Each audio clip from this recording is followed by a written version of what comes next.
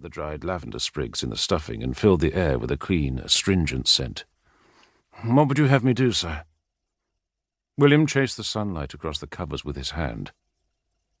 "I want you to go to Wales, to Strigil, and I want you to ask Stephen for the 2 pieces of silk I entrusted to his care after I returned from Jerusalem." Jean's dark eyebrows rose toward his thatch of silver hair. "Yes," William said. "Half a lifetime and grace I did not expect to have. I need you to take letters to our men on the marches too, but your priority is the silks, and you must bring them to me without delay." He saw dismay fill Jean's eyes as he recognized the significance of the request. It was so difficult giving the news of finality to a friend who did not want to believe the inevitable, even when confronted with the evidence. "Of course. I will leave immediately, sir. But what if—" Jean broke off, rubbing his neck. William reached out and gripped Jean's forearm as firmly as he could. "Do as I say, my boy. And I will be here when you return, I promise. I have never broken a promise to you, have I?" "No, sire. You have not," Jean swallowed. "I would not break a promise to you either. I swear I shall return as swiftly as I can." William looked toward the light streaming through the open window. "The weather is set fair and the roads will be firm." He gave a semblance of his old smile. "I would go with you, but since that is impossible, I shall accompany you in spirit. Godspeed your way." Jean performed a deep bow, pressed his hand to his heart as he straightened, and then briskly left the room, his step filled with pride and purpose.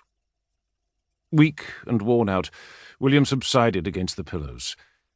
He gazed at the arches of blue sky through the window, felt a light breeze stroke his face, and remembered distant April days when he had competed in the tourneys with the elation of youth, taking ransoms beyond count and winning every prize. He had ridden in the entourages of kings and queens, life pounding through him with the speed and strength of a galloping horse. All that physical power and vigour was now a faint imprint within his dying body. Yet the memories remained as vivid and rich, as joyous and painful as the moment of their creation. The fresh air from the open window carried to him the sound of grooms shouting to one another as they saddled Jean's palfrey and prepared his pack-horse. If the weather held, and there were no delays on the road, his errand would take him less than a fortnight. So little time, yet leading to all the time in the world. An eternity. Closing his eyes, William sent his mind down tunnels of memory, until he came to the moment on a warm summer's evening that had led him inexorably to those 2 lengths of silk cloth. It had begun at a shrine in the Limousin, and he had been intent on robbery. Chapter 2.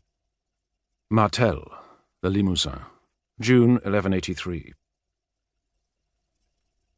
The small silver coin flashed as it spun through a bar of dusty sunlight before tumbling into the afternoon shadow and landing with a soft clink on the table between William and his young lord.